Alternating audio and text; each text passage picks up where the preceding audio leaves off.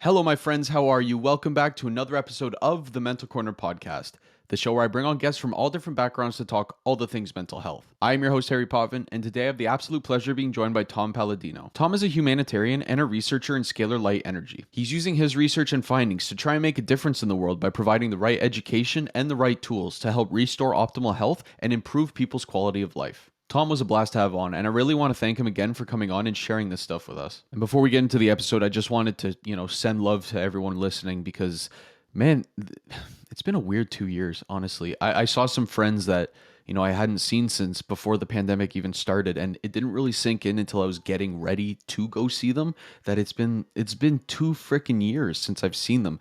It's been the weirdest, longest, most confusing but also shortest time ever.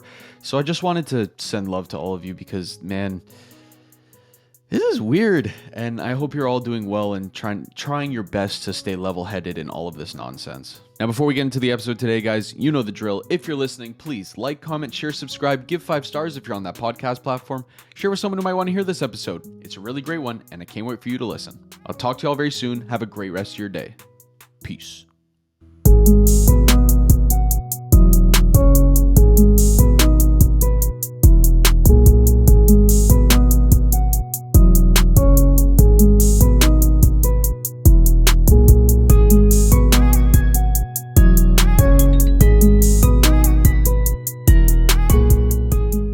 We are live. Tom, thank you so much for joining me today, man.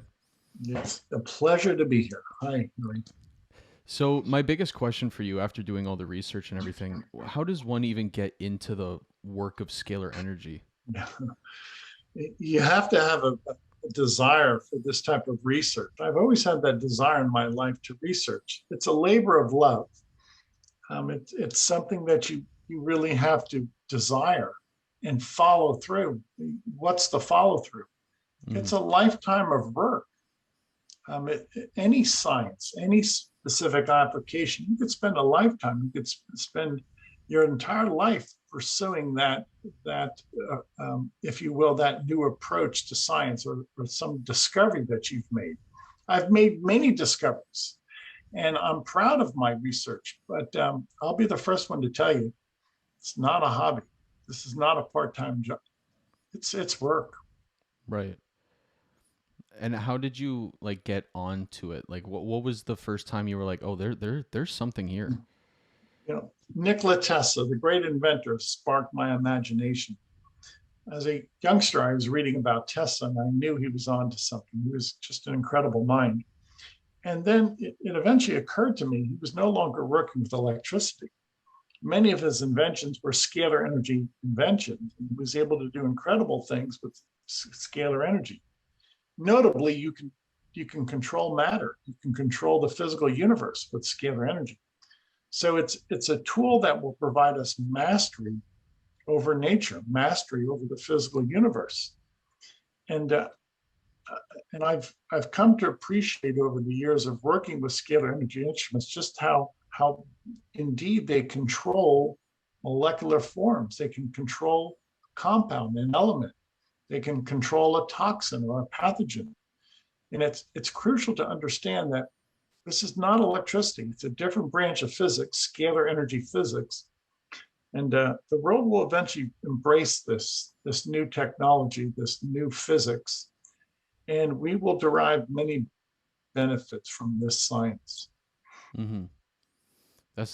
It's so fascinating. And I mentioned off camera how, when something new comes out, people are kind of hesitant to accept it just because it goes against all our norms. So with that being said, why is this not discussed by the normal population? Yeah, it should be.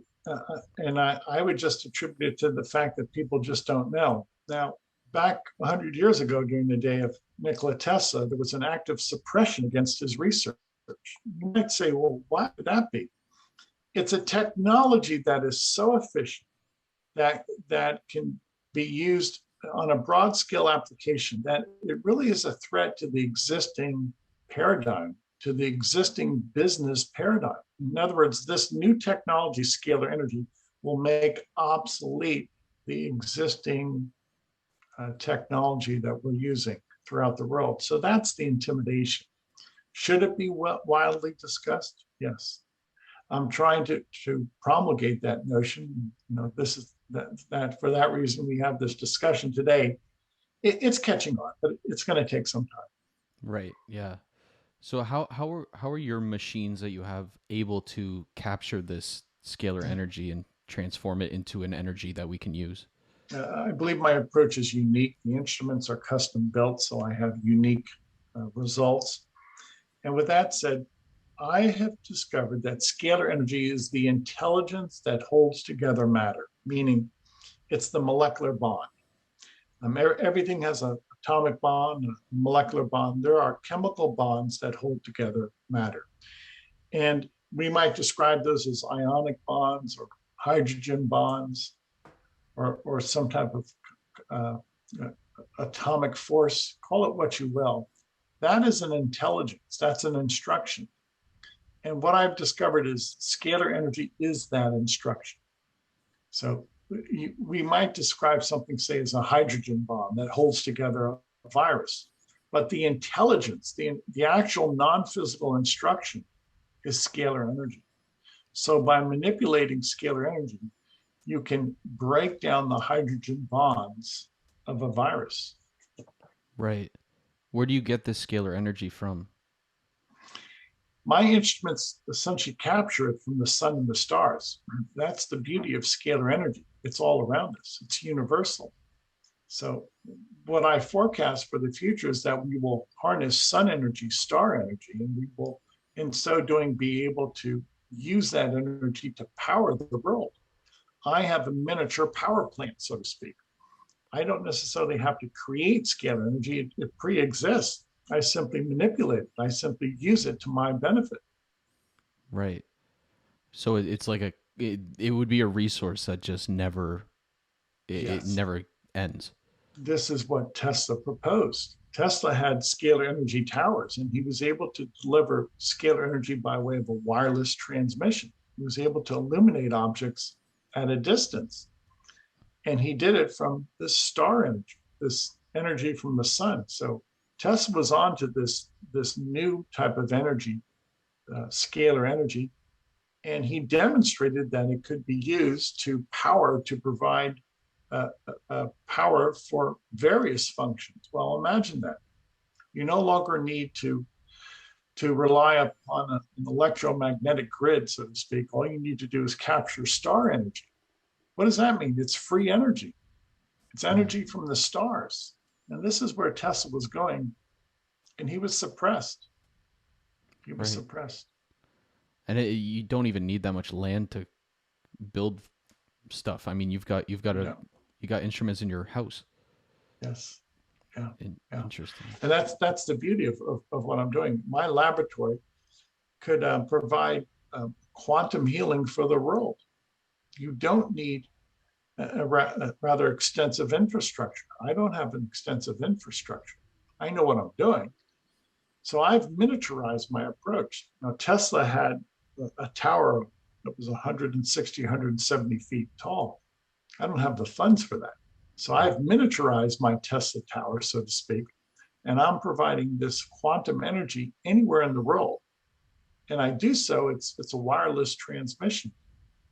And we'll get into how I can deliver it. I deliver it by way of photographs. So it's a wireless transmission of energy. I have a free energy tower in my laboratory, and I could send energy in a flash, in an instant, anywhere in the world. Right. So how does that work exactly? So the client or the person that's requesting help sends a photograph of themselves? Right? Yeah, I'll demonstrate. I'm going to hold up my photograph. People will email me photographs. My photograph or anybody's photograph has an energy signature to it. Your photograph is a source of light. My photograph is a source of light. And I actually take my photograph and I place it inside a scalar energy instrument. And in so doing, I can make a connection with their quantum field through a photograph. So I never work with people in person. I only work with photographs. Mhm. That's the keen observation that I want people to make. This is not electricity. It doesn't behave like electricity. I'm sure most people have never heard of treating a photograph. Why? A photograph is your energetic copy. So I never work with people or animals in person. I work with their energetic copy, which is their photograph, which is Mm, a source of information. Everybody's photograph is their source of information. right. And this works on animals as well, you just mentioned? Yes, yes. I've been working with goats in Tanzania. I've worked with elephants in Asia. All I need is a photograph of an animal, and I can provide a quantum treatment, a quantum healing to people and animals by way of their photograph. Mm. And what are some of the results that you've seen uh, from your clients? I I think it's safe to say now that within my laboratory, I can easily address, identify microbes, germs, bacteria, parasites, viruses. And by working through that medium, that portal, if you will, of a photograph, I can easily break down bacteria, parasites, viruses. So I believe I've discovered what will eventually be considered the easy way to disassemble, to eradicate, to cure, call it what you will, microbes, germs. Now I can prove my work in my laboratory with a photograph. Now keep in mind, people don't visit me. I only work with photographs. So my statement is specific to how the energetic field on a photograph responds. So I'll hold this up again. I can pinpoint on my photograph if I have, say, the herpes virus Mm, or Candida albicans, and I can destroy the herpes virus and Candida albicans on my photograph. And then I have to wait for people to tell me if they feel better, if they feel that there has been an improvement in their health. And many people say that yes, that they no longer have the herpes virus, that they no longer have Candida albicans. So there seems to be a correlation or a direct influence when I work with a photograph that it downloads or has a connection to a person. That's the state of the science. That's the state of the art, so to speak. My results in the laboratory are now being substantiated, corroborated by people, and there seems to be a similarity. That is, with my work in the laboratory, people have similar results or a similar effect in person. So mm, imagine what I'm saying. Working remotely in a laboratory, I can change a force field on a photograph. I can eradicate a virus on a photograph. And now people at a distance are telling me that, yes, their viruses have been eradicated. So my action in a laboratory with a photograph is now being substantiated in person by other people. That's the science. That's where we're at right now. right. And what has the reception been like in, well, like when you're trying to pitch this stuff? Because it sounds almost interdimensional. It It sounds like is some, interdimensional. It mm, is. This is not electricity and magnetism. It's another energy spectrum. It's scalar energy. And academia has not caught up to this yet. And I don't fault them. It's a new science. It is interdimensional. It's another dimension. And with that in mind, you cannot just think according to the rubrics, the guidelines of Newtonian physics. This is not Newtonian physics. It's a new physics textbook, which demands a new interpretation of reality. It demands a new understanding of how energy works, in this case, scalar energy. And that's what enthralls me. mm, That's the key, Harry. You hit the nail on the head. It's interdimensional, and it cannot be explained by electromagnetic theory. right. So it can't, if it can't be explained by anything that we have currently, when you first like were looking into it, what were you thinking? Were you like, what is this? Yeah, it took me years. A Mm, lot of prayer, a lot of mysticism, a lot of hard work. I studied a few men, brilliant scientists who went before me, and I studied their work, and I realized that they had really grasped this topic. Tessa Hieronymus, another man by the name of Moray, and these three scientists, they understood scalar energy. And although they had an electrical background, they were able to work in a different discipline, scalar energy, and generate power, scalar energy, as opposed to electrical power.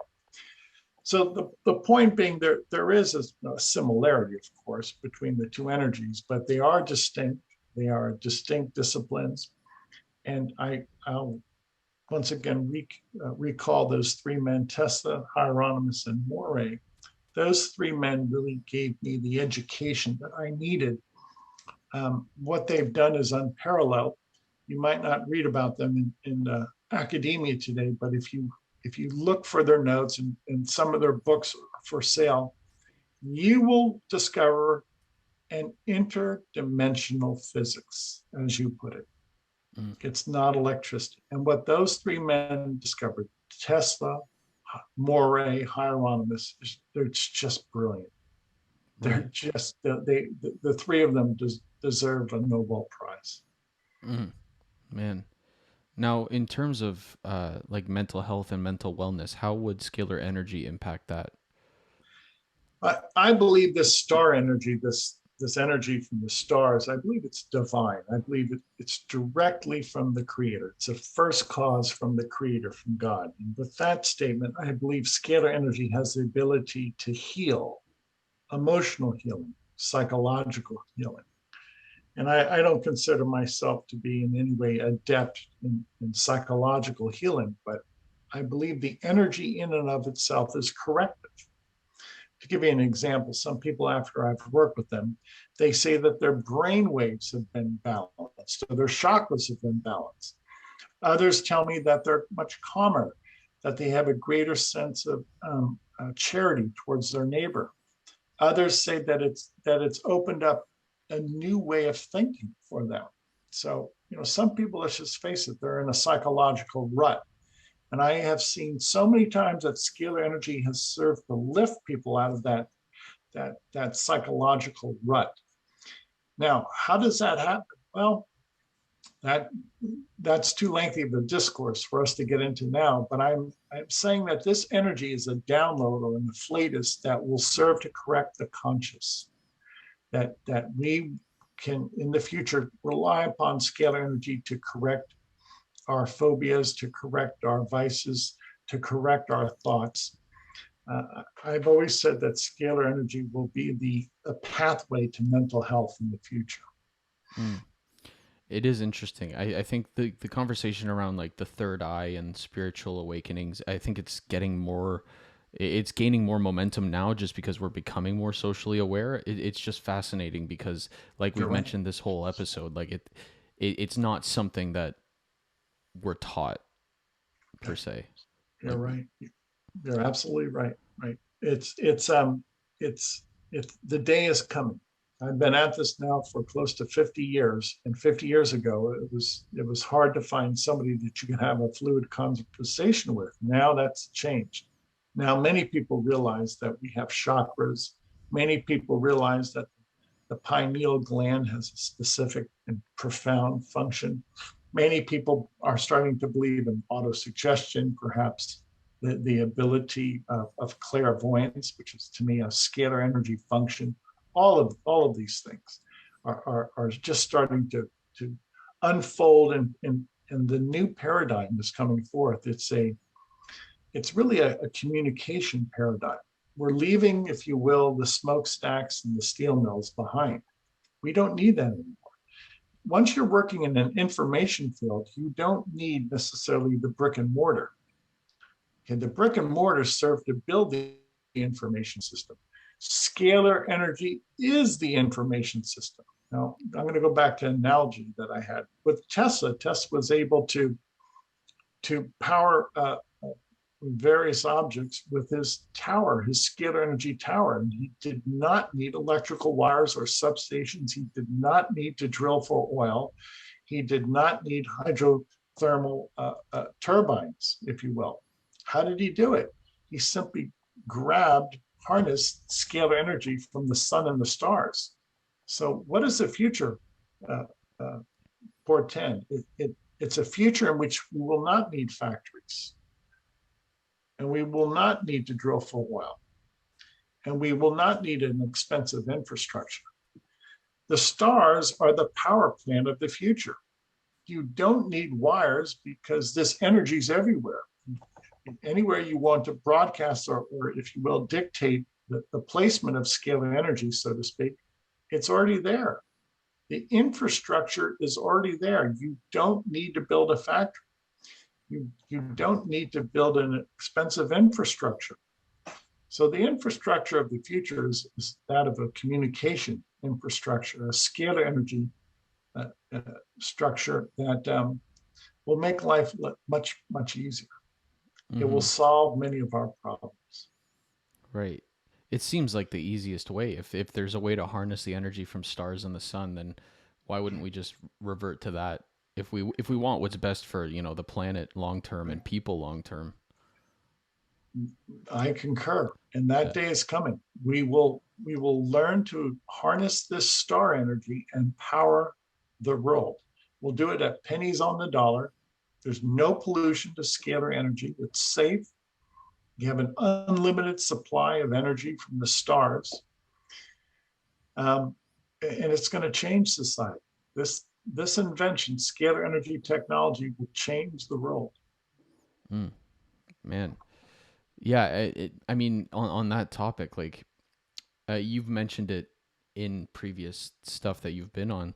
There's like an energy crisis right now, not just mechanically or materialistically, but also, spiritually or just in terms of people. So when we're looking into the future of this new energy and new kind of technology that is slowly being accepted, how is it going to impact that energy crisis that we're currently experiencing? Yeah, that's a good point. Well, first somebody has to develop or redevelop what Tesla had achieved. And once we can establish a functioning model, a working model, then I think the world will get on board. People want to see results, and I don't believe.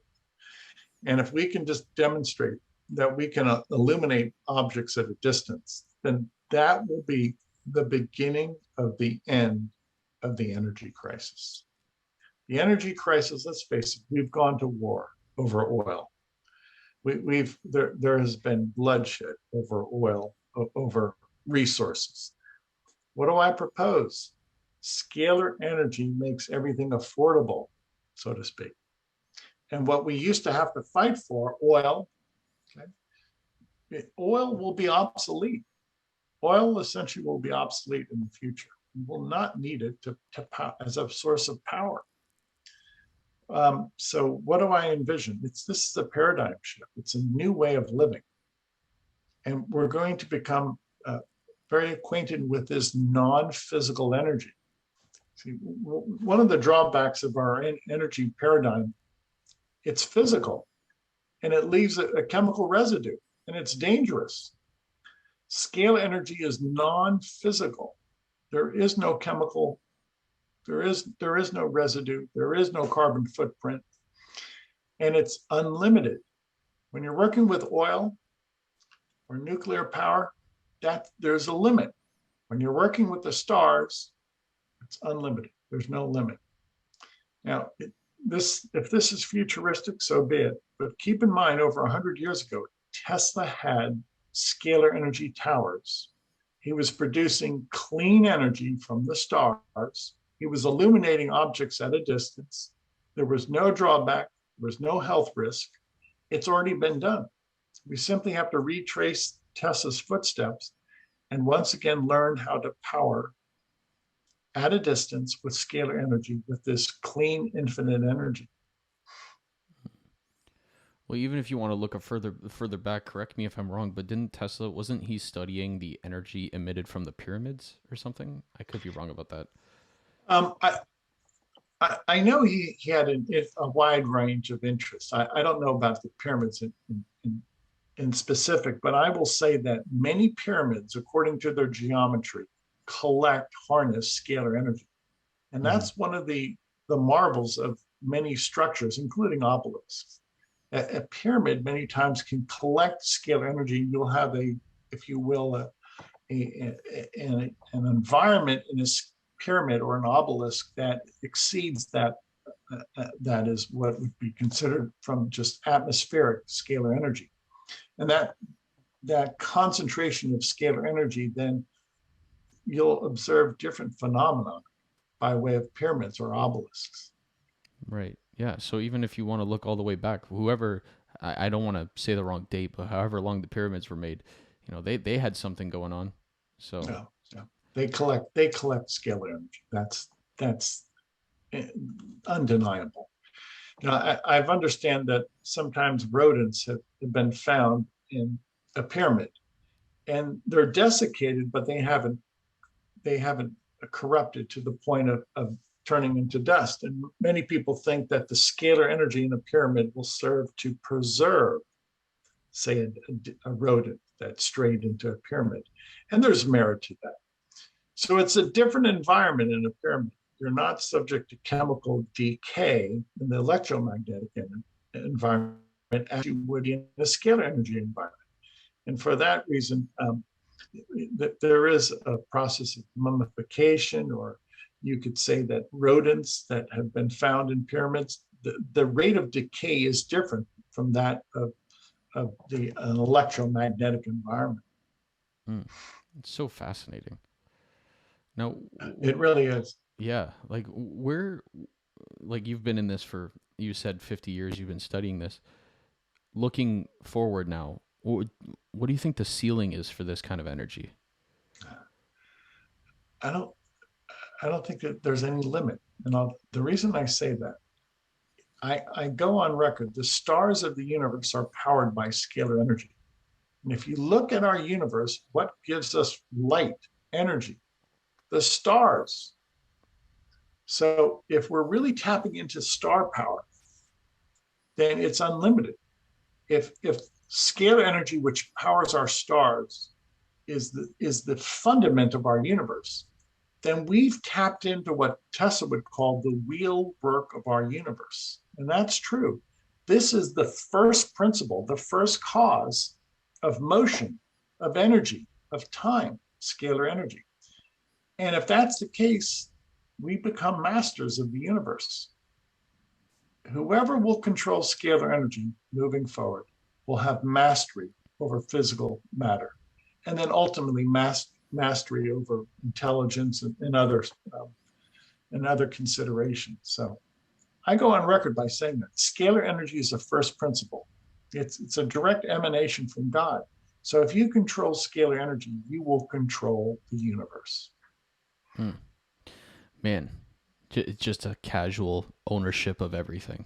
Yeah, yeah, yeah. I know that's a bold statement, but looking at back what Tesla has achieved in Hieronymus and how they could control nature, scalar energy allows consummate control over nature. If you control nature, then you are the master of nature.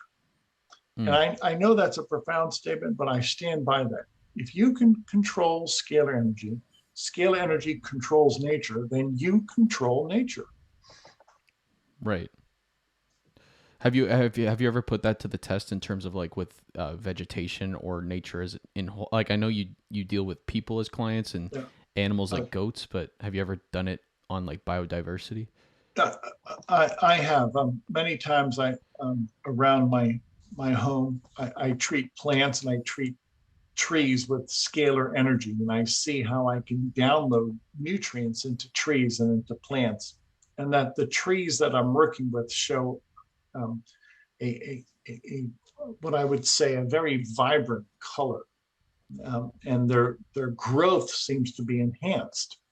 Now that's anecdotal, and I've not been able to prove that on a wild scale basis. I've had friends send me photographs of their trees, say an apple orchard that was infested with fungi or worms, and I've been able to eradicate the fungus or the worms from an apple orchard. I've done that. My predecessor, Galen Hieronymus, has achieved that, all by way of photographs now. Galen Hieronymus was able to treat the Apollo 11 astronauts while they were on the moonwalk. Galen Hieronymus had the photographs of the 3 Apollo astronauts. He was able to treat them with scalar energy, their biofield, if you will, while they were 250,000 miles away on the moon. And what does all of that mean? We're transcending time and space. All you need is a photograph of a person, an animal, or a plant, and you can capture their essence on that photograph. My photograph captures my essence. I could be 1,000 miles away from my instrument, and I could still have my biofield treated, my energetic field treated, because there's a body double. So in other words, there's two Tom Paladinos. Okay, this Tom Paladino, this flesh and blood, and then my photograph is my copy. That's my bilocated version. Now, when people email me a photograph, obviously they're not in my laboratory. Their bilocated version is in my laboratory. They're photographed. So what I've discovered, what my predecessor, Dr. Hieronymus, has discovered, is that a photograph is a real-time account. A photograph has your physiological points, your biorhythms, it has your heartbeat. So a photograph is energetically alive. It's the energetic copy of a person. Man. And if you're like, I guess, yeah. So if you were to take an old photo, does it have the same effect, or do you need a current one? Any photo has a person's signature. And what I've discovered, my predecessors discovered, that a photograph is always in real time. Scalar energy is always in real time. So a scalar energy instrument will always pick out your physiological characteristics at that point in time. Man, well, this is all super fascinating, Tom. If people want to learn more about it or want to, partake in this, where can they find you? The website is scalar-light.com. Now, we offer everybody in the world 15 days of free sessions. You're going to email us your photograph, and you'll be able to email us your family's photographs, dogs, cats, include your pets. And for 15 days, no charge, we work with you. We'll prove to you that there's merit to this. We'll balance your chakras. We'll perform a pathogenic cleanse, and we'll provide nutrients also. That's all available to anybody in the world. You can share it with friends and family. 15 days of free sessions at the website. Try it. It's a new science. It's a new approach. I realize that. There can only be benefit because we're working with this divine energy, and we're able to work now by way of your photograph, which is safe and convenient. I love it, man. I'll put that link down below. Tom, thank you for coming on the show, man. I appreciate it. Thank you for your interest in it. And to all my listeners, I will see you guys next time.